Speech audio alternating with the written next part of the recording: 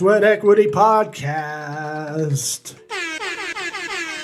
What was that singing thing you just did? Whatever I want, bitch. That's right. That's right. Ric Flair. What's up? We're the #1 comedy business podcast in the world. You know why? Yeah. We're backed up by a couple awards we're going to humble brag about. Acquisition International just hit us up with the best Business Excellent Award of Business and Comedy Podcast of the Year. That might be our best one. 2024. It's only I know. 3 months into the season. But that's the only one that says Business and Comedy Podcast of the Year. I feel like they made that cacategory for us. I think they might have. we made the genre, baby. Yeah. Hey, we've been around like 7 years, 8 years, you know? Yeah. And then we just hot off the wire today from Corporate Livewire Innovation and Excellence Awards. Everybody knows it. Everybody reads it. We already won 2024 for SME Advice Podcast of the Year. What's SME? I think small, medium enterprise? Mm-hmm. Sure. Yes. Whatever you want. No, that is it. Hey, we're crushing the game. We're crushing it out here. And if you like this podcast, share it with your friend, or go on YouTube, subscribe, hit that little bell button, get notifications when new episodes come in. And this episode's sponsored by Zupyak, Zupyak, the first search-optimized AI writer. Zupyak just launched the first AI writer on the market where search data is integrated into the AI writer workflow. No knowledge needed about SEO to create content that will have better search impact in seconds, not hours. You should get an AI to read that for you. I can't read out loud. Zupyak.com, Zupyak.com, promo code SWEAT. Let's get this party started. Hi! It's called Sweat. We got it!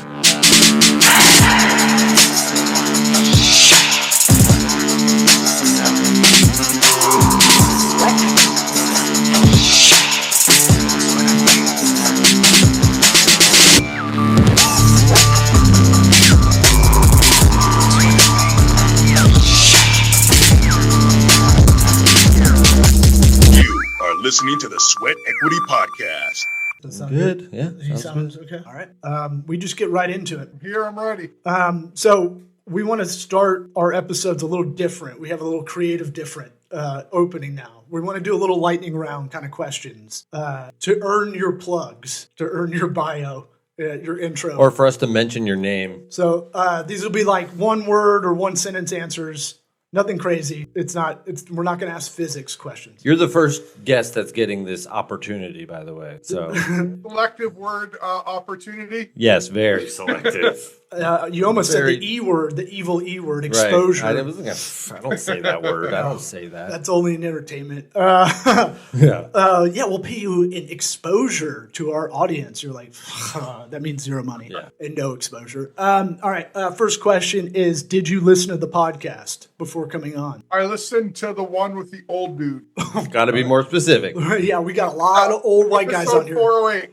Oh, wow. Okay. Very specific. Nice. Well done. Now that you said that, like, we have no idea who it was off the top of our heads at all. This is 448 episode? Yes. Yeah. It was 408 that I listened to. Okay. Yeah, but this one with you got 448 is what I'm saying. We can't. I don't have a catalog memory like that. You got your next question? Yeah. What age did you have your first French kiss? 14. Okay. Diligent answer. Very normal answer. Here's a yes/no for you. Is there a God? Yes. Okay. Good. You got another one? No. What? I didn't know I had to do two. I'll give it. I'll give See, it. this is I our got first one time. more. I got one more. Keep them coming. Biggie or Tupac? See, I don't like that one. I'm a metalhead. I don't know anything about rap. See, that's Maybe what more that. words than lady from Ozark. I don't know shit about fuck when it comes to rap. Okay. See, that's what I was saying. I didn't like the question to begin with. That's not on you. It tells us about him. That's the idea. Ding dong. I know. He's not into rap. You asked that to into me, metal. and I'd be like, I can't pick. I mean, they're different. And then we asked everybody that comes on for the first time this question, and you can take your time with this. This is your, like, if we're doing a 3-point shoot around, this is your money ball shot. But lightning round is over. Yeah. We need some music. We need some production on it. What advice would you give your 13-year-old self? Make better choices. My high school years were beer fighting and girls. and that order changed depending on the day of the week. And I would say make better choices. My options after high school were the Marine, which I took, or a factory, which I didn't. So, yeah, that would definitely be my advice to my younger self. I want to unpack that, but Hold let's on. make sure we get write your this down real plugs. quick. YouTube channel, Beer Fighting Girls. Okay. Just that's it. I We'll expand want to on make that. sure we get your plugs at the top of the episode. Where can people find you? Links, social, any of that? Yeah, I'm easy. I've got a YouTube channel under my name, Gerry Gadoury. I'm all over LinkedIn, which you amusingly made fun of in that episode, which I'd love to talk about. I also have a couple websites, destinationemployer.co and Redbeard Solutions, my consulting company. And you got a book, right? Yep, bestseller, Destination Employer. Destination Employer, attract, recruit, and retain the top talent in your market. Good looking Yep. cover. Covers aren't Thanks. ezy. Yeah, nice setup. Just subtle right in the side. Yeah, I'm a very subtle person. That should be very clear by now. Hey, I'm subtle. Well, I wanted to hear the background, your kind of story, and how you got to where you are now. But now you distracted us with the LinkedIn because we don't know what we talk about on here as soon as we leave. Yeah, memory erase. So it's Probably like for the best. It'll save you on therapy bills. For sure. No, you made the comment on LinkedIn being just all positive feed, saccharine sweet stuff. Dude, hard disagree. LinkedIn has devolved into this all employers suck and all employees are wrong place. This dichotomy, it's almost like a preview for November. well, yeah, it is. Your feed is different than ours, in that direction because of the sector you're in. But Yeah, makes sense. I would say there's never been a time where the voice of people going, "Hey, recruiting and hiring practices are really like obsolete at this point," and like, man, I follow a couple people on X or whatever that are like high profile people, and they're like, I did 4 interviews with this Fortune 100 company, and they didn't tell me until a month later that I didn't get the job. Yeah. After the 4th interview, that Yeah. were all one day long each. Yeah. And I'm like, Working interview, probably. I get the high level part of it, right? That, it might be a little bit more stringent, but to me, that shows me the employer doesn't know what they're doing in the process. And so it's a lot of wasted time, and time is money. 100%. We'll put a pin in that for a second. Beer fighting. You said beer fighting? Beer Fighting Girls. Beer. I mushed them all those together. two I had a funny went visual. together? I had a funny visual of you taking beers and fighting girls with them. Or being But so I understand drunk. there were commas. Beer, comma, fighting, comma, girls. Or being so drunk you're fighting an inflatable like PBR can at supermarket sweep. Yeah. Like, oh fuck, I'm gonna fuck you up. My dad was old school. If I ever hit a girl, he would have shot. There wouldn't have Good. been any That's good. taking in the background and talk. He'd have left my body cooling in a shallow grave. Yeah. Yeah. I'm not down with Jim Morrison or Chris Brown because they love to hit. They love hitting women. Like they love it.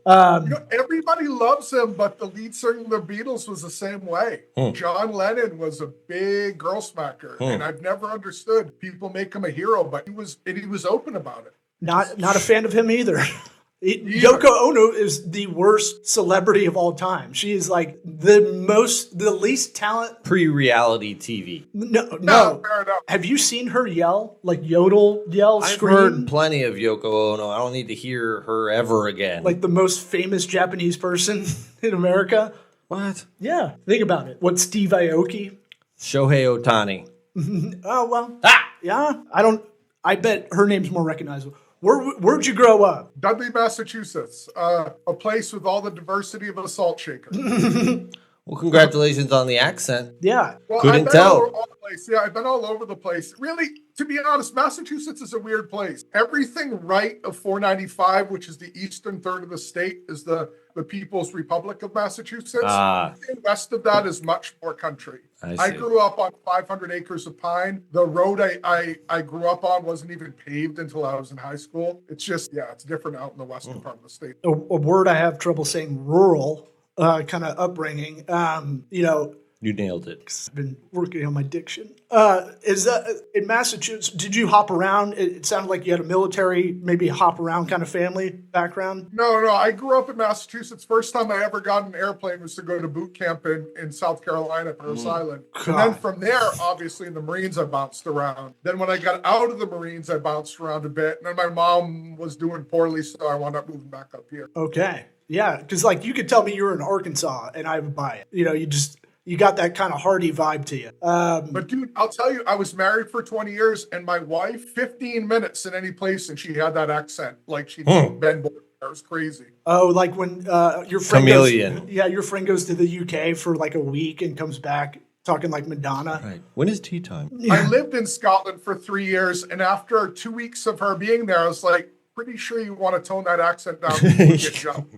Now, when you divorced her, did you have to divorce every accent personality? Is it like... Yeah, been Felt that way divorced. sometimes. Well, mazel tov on the divorce. We always say that's a good thing. Yeah. Now you're kind of a serial entrepreneur. It's from your bio. How do we get from South Carolina to present time? I already answered that question. Weren't you Poor paying life attention? choices. Well, philosophically, yes, but yeah, I mean, we got time to kind of chew the cud a bit. For sure. So it's kind of interesting. So I didn't take school very seriously at all. As a matter of fact, I only did well my senior year of high school. And my dad actually got angry at me. He goes, I always thought you were stupid, so I never pushed you on this, but clearly you're not.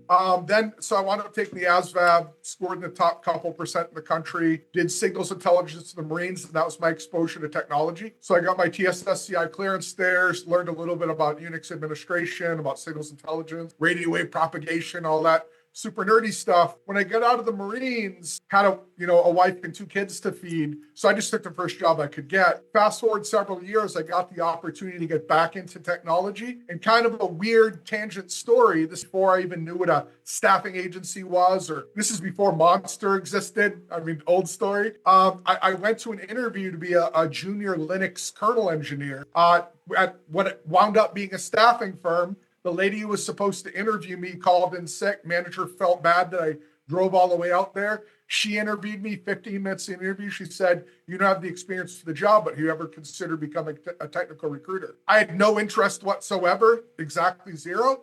But I figured that close to the jobs, I just get myself a tech job. Fast forward 25 years, I'm talking to a dude in a pink do-rag, and here we are. Wow, this is my dry fit, just in case I sweat. I don't want to. Dude, your burps right now are so gnarly. He's burping over here, and it's like you ate garbage for lunch. Whew. Oh, I had to say something. I garbage juice. You didn't need to know. The listeners didn't need to know that. Yes, they did. I can't be the one to take this on by myself. I'm going on your soy boy fruity diet, keto style. Just going carnivore. I like how you try to flip around your disgusting breath on me. Yeah, no, I'm having nasty stuff. I know. I'm brewing some butt coffee down there. Good. So back to our guest.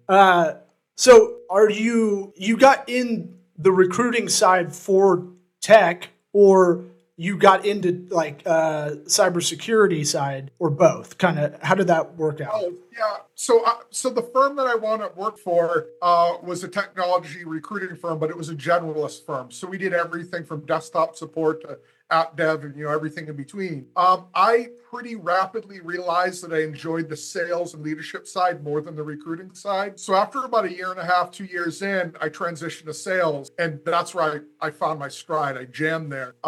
Did really, really well. Became a manager. Became a regional manager. I wound up moving to Kelly Services. I ran the whole New England market for them, so it's a $6 billion piece of business. The New England tech market. From there, I went to work for a friend of mine's management consulting and sales training company, Menemsha Group, as our principal consultant. So I did sales training, I did recruiter training, I did leadership coaching, and then rapidly realized I just assumed be on my own. He moved to more he and I created an LMS, and he was really more focused on selling to that. And it was good for him, but boring for me. So I started my first company, Influence Understood, where I did, again, sales training, recruiter training, but I really quickly transition to the leadership side. So it started with just management coaching, but again, that rapidly evolved to me taking long-term contracts in companies as a senior executive. So I was the president of Apicero. We went from 2 dudes to 2,500 people, 9 offices in 3 countries in 5 years, 9-figure acquisition. I took on the role of COO at Prominent, which was a software development house. Long story short, if I were capable of that,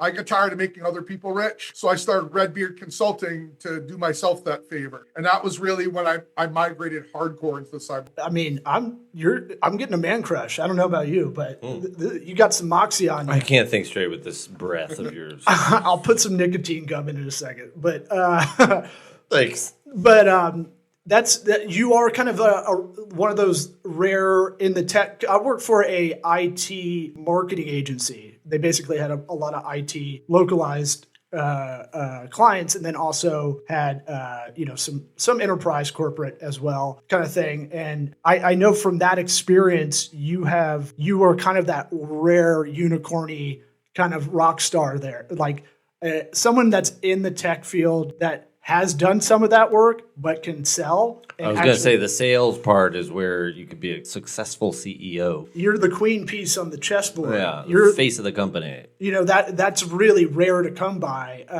And then you just kind of took that and kind of pushed it forward, I guess. You had that inertia to do it. Talk to us about, so one of my favorite stats ever in business is a bad hire is negative 298% ROI. I feel like you change the number every time. That's been the number. It's a weird stat I have in my head for years. It's probably changed by now, but the moral of the story is it's bad when you're not good at hiring and you hire the wrong person. Talk to us about kind of the landscape nowadays, how, that fervor on LinkedIn you're seeing, now people are having a voice to talk about this whole process. I don't think we're very good as a whole in just the US on how we hire people. We're big proponents of predictive index or culture index or Asher strategies tests that can help kind of make sure your personality fits. Shouldn't be way too much, but it can kind of go, okay, this person's probably more sales. Let's get them slid over that way. Have a track. What are your thoughts? Yeah, I'm going to speak of this as a whole for the sake of, having a conversation, but from the sake of problem solving, you can't do it this way. So I'm going to give you the simple answer first, but whenever you're trying to solve a problem, you're going to break it down to the smallest possible components so that it's a solvable thing. But the real issue is that the relationship between employee and employer has changed. When our dads were working, if you were in a job for less than a decade, you were a job hopper. When I came on the scene in the late 90s, early 2000s, if you were on a job for less than 5 to 7 years, you were a job hopper. Fast forward just a couple of years, if you had more than 2 jobs in 7 years, you were a job hopper. A couple more years, it was 5. Now for tech folks, they're averaging 18 to 24 months in a job. The relationship isn't the same anymore. So what's happening now is that as people are seeing more of the world and as social media gives them a platform to speak from, they're speaking to problems that many of them were already there. So really the focus needs to shift. Rather than I'm hiring Eric and Law to be my whatever your roles are going to be in my company, I'm developing a relationship with these 2 guys, and we're going to work together whenever opportunity and need align. You might work for me for the next year on a project, find something better and go away and come back in 6 months after that. We may never work together again. But if my mentality is I'm developing a long-term relationship with these guys, everything shifts. Everything transitions in how we interact. And it becomes more about aligning our goal. And the more that we can align our goals, the more likely we all get a positive outcome. And again, not to totally steal the microphone, but this phenomenon of quiet quitting, this is the inverse of what I just described. If you go out on your floor and it's nothing but crickets and people are clock watching till 5, the problem is you. Mm-hmm. You are the reason that is what it is. You've done nothing to inspire these folks. You've given them nothing to reach for. They're just there for their allotted time to get the money to go do what they do on their own. Yeah. So I don't know if that answers your question. No. I'm just taking it all in. No, I 100% agree with everything you're talking about. Yeah, there's no gold watch anymore. There's no retirement after 30 years kind of thing. Yeah. Like my dad worked at the same place for 35 years. That his boomer generation, that'll pretty much be the last of that, unless, you really just don't, you want to be a 9 to 5 or lifer kind of person. No, that's a cool way to do it. I mean, kind of looking at it like it's relationship building, because then you can shift you expectations. kind of build like a stable of people that you can draw from, and just have your company be that much better with all these different resources now, just because you don't think of it as just a job to fill or whatever, thinking of it as a person and all that. I'll pick on Apicero. That's the company I was president of that we grew to 5 years and got acquired by NTT Data. So when I joined them, when we first started out, they still are a MuleSoft consulting company. MuleSoft is an API tool that sits inside of the Salesforce ecosystem. And at the time, MuleSoft had just been acquired by Salesforce, and they were the white hot tech that everybody loved. Getting MuleSoft jobs wasn't super hard to do. Getting people to do them was. So we had to build our company around being able to consistently attract, recruit, retain anybody who could even spell MuleSoft, because we had more work than we had people. And the way that we did that was largely what I described a minute ago. If I was interviewing one of you guys to come and join the company, I'd be asking you, what's your next career step? What projects are you looking for? What are you trying to accomplish in the next 5 years? Making sure that it aligns with what I need. If it doesn't align, there's no reason to waste any more of your time. It's not a win. But if it does, we're going to keep going. What are you looking to achieve as it relates to integration architecture and MuleSoft? And as long as this aligns, not only am I learning about you and creating a natural environment for you to be open about what you're trying to achieve, but I'm also building your career plan so that if we do move forward, we transition to onboarding you and creating your employee review structure, all that business. I know what you want to do. I'm building that into your employee reviews. When I'm talking to you about your projects, I'm not saying I need you to do X by Y. I'm saying, hey, Eric, in order to achieve that architect level you talked about, we need to get this done. Where are we at? And surprising nobody, because Eric cares about Eric, he's a lot more in tune than if I'm saying you have to do X by Y or I'm going to be angry. Yeah, yes, all of that. Yeah. Yeah. I mean, I love the openness that you can just be, hey, listen, I don't know if I'm gonna, what my plan is. I'm free for a year, and it's just such a breath of fresh air, the direction things need to go. Where the quiet quitting stuff, just it's secretive, and you think you're always on the lookout, watching your back. It's just that's not how you get productive work done. It's counterintuitive to how everybody kind of thinks too. Let's look at let's do this Quentin Tarantino movie style. Let's do the end at the beginning. Well, I want to know the exit on the entry 100%. So I know where you're at. Yeah, I've always talked about Chick-fil-A. The reason they can get, $12 an hour workers to never say you're welcome and say my pleasure, because you can't get them to do it. It's like Buckingham Palace. You can't break them. Is because they've created a professional track for them, right? Yes. Here's a very systematic laid out route. You may own one of these in 15 years if you do everything on this track, right?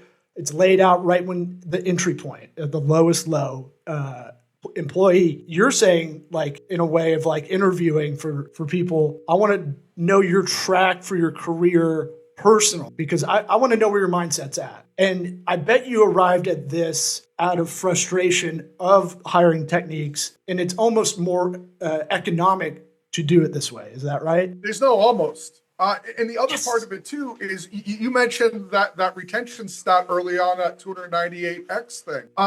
If I hire you and you have the technical skills and chops to do the job, but you have no opportunity to grow in my role, why are you going to stay? Right. There's no reason. The leadership framework that I espouse in my book, in my programs, my consulting company, and all that stuff, I call it the EFG leadership framework: engage, fulfill, and grow. If I look at you, Law, and I talk to you, I engage with you, I ensure you feel heard and valued on my team. You're fulfilled in your job. It's achieving your personal goals. You're happy. Ideally, you're happy with the mission of my company, and you're growing in your role, and you have a career path beyond that in my company. You're never going to go. There's not a reason for you. But as soon as one of those things breaks, that's not the case anymore. And it might well be growth. You might be killing it. We might be getting along great.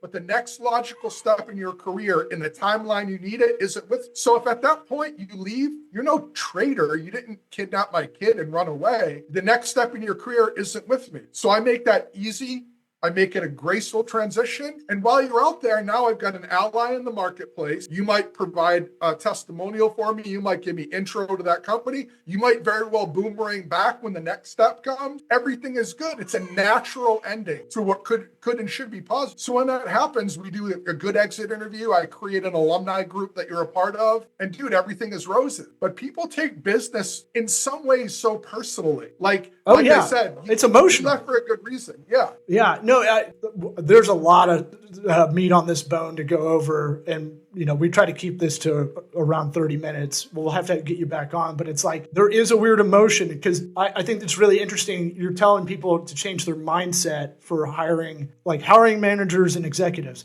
Here's your mindset. You need to not think of it as we got to fill this position right now and then be done. Okay, moving on kind of thing. You really need to dedicate a little bit of thought to this, to this human. Yeah. Which is odd. But, it's not, you're actually more efficient and profitable if you do take a little bit of that time to go, hey, I need to know what this person is about other than the actual skills they may have. That kind of got them in the door. But and there's externalities too, right? Like they can get hit by a bus. That's always my example, right? You can't help that. But people get really upset if you go somewhere, the culture's weird, and a lot of places I've been at might be successful, but as Michael Wilbon says, winning's a stinky cologne. You might be winning, the company might be crushing it on the income statement, but internally it's fucking a mess, and everyone's scared or lives in fear. But dude, there's more to that too. So I've been doing this for more than 25 years. And in that time, I've seen far more bad matches than I have bad candidates in bad companies. So to your point, that place might be great. It's not great for you. Right. That doesn't make you a bad guy. That doesn't make them bad guy. It makes it a bad marriage. So go away and go find a place you can thrive. I'll tell you, a lot of people think what I say is woo-woo. And then when I tell them the end piece, they lose that. And that's this. I give anybody I hire 100% of my support until one of three things happen. Number one, they show through their execution they can do it and they've earned autonomy and I bless them to go and do their thing. Number two, they've shown that they can't do it.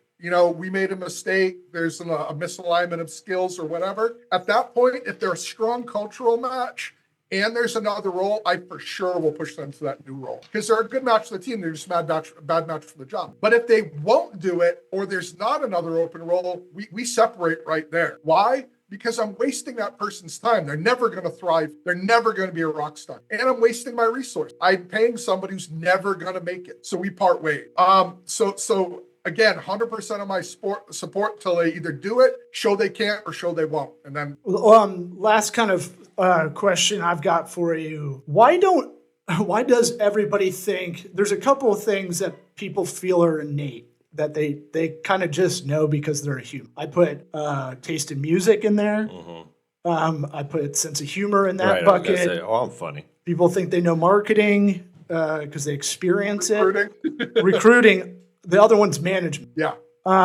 What you just spoke to about hey, let's call it the first 90 days. I'm gonna have one of three outcomes, and I'm gonna make sure. But I'm gonna follow up with you every day, which probably isn't that hard, honestly. You just have to be very diligent about those little follow-ups every day, because you probably have a bunch of people, I'm guessing. But you have one of three scenarios that's going to happen at the end of this whatever period. I'm going to say 90 days, for example. But why don't people ever take management classes or ever think why so much hubris around managing people? And because a lot of people will leave a job because of bad managers, not because they're a bad employee. Most of the time they leave for that. I think it's because they're pigeonholed and they already have to be the manager. It doesn't there's that too. They're here. I'm the manager. It doesn't matter. I'm not hiring another person to run my business. That's my thought. That they have to do That's definitely a big chunk of it too.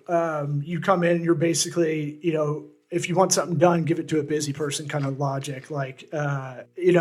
And they'll just go, oh, well, this guy's number two. He wants to do 3 jobs. Perfect. And then micromanage it. The worst is coming in and micromanaging and then going away and then coming back in randomly and doing it again. You're like, you don't know what's going on here. Yeah. I talk about that in my book, Micromanagement, Absentee Management, and Active Management. But to answer your question, a quick example first. So my first recruiting management job, my branch manager called me into her office and said, would you like to be, we called them quad leads. You got 4 people on your team. I said, yeah, sure. And she goes, I thought you'd say that, and handed me a box of business cards, walked me out of her office, announced my new role, and gave me my quad. And that was my manager. Whoa. Yeah. She was really confident in you. And like, yeah, and I was so bad at it initially that she would send people to my quad that she wanted to leave the company because she wanted to quit. oh shit. That's a role in That was my itself, you first know. gig. I was horrible at it. You're like the people that are in jail you had like the jailbirds that are there for a year or two, waiting to get out or go to prison. Damn. Yeah, no, that's because that's part of retention to me, right? If you do invest time in the hiring process and bringing them in and bringing talented people in, you made the right hire. Let's get over that part. Now, managing people is part of retention. It's just funny. It's always funny to me. No one ever goes, you know what? Maybe I should read a management book. Right. Well, they pick and choose what they want to spend their money on. Like there's management courses, but it's like, you know, you can't go halfway. You hit on the head. Sorry, Eric. Earlier, Law, when you said people, it's like recruiting. People think they can do it because it's a soft skill, and soft skills don't require education. You just pick them up on the fly. But the difference between a highly performing team, a competent team, and a below average team is night and day. And the universal truth of the highly performing teams is they have highly performing leaders that know how to get that performance from them. Part of what builds that is the stability of retention, and we focused on that, and it's a good thing to focus on. It's easier to fill buckets than it is colanders, so it's a smart play to talk about. But let's take it the next step and say, how do we take those people and turn them into a highly performing team?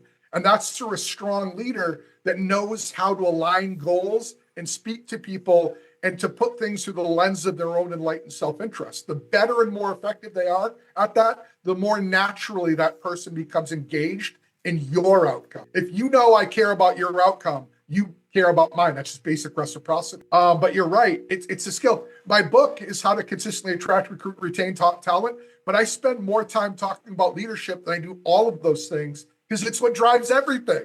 Right. And you know, thank you for letting us have Tom Brady for 3 years. We're in Tampa. Thanks for exposing his wife as a witch. Hey, man. Hey, that's another successful divorce in my book. Yep. He's in our club. All right, we got to get you back on. I'm going to get your book and actually read it instead of some of the books I get, and I'll get to that. Because I totally philosophically align with everything you've been saying. And it's one of those things that a couple episodes ago, we were talking about that car dealership speaker, the guy who teaches sales for dealerships, and he's total exposed as a fraud.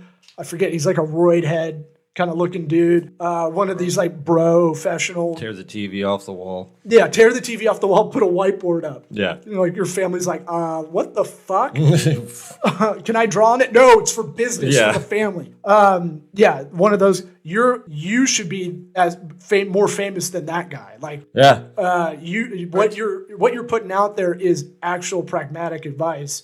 It's not woo-woo. It's sustainable. Right. It's actually more economical and efficient than a lot of the other people I've heard talk about the subject. So we'll have to get you back on, and if you're ever in Florida, give us a holler. But appreciate you coming on, and we'll be in touch. Sweet. Thanks, guys. I appreciate the opportunity to be on your show. Thank you. Thank you. Thanks.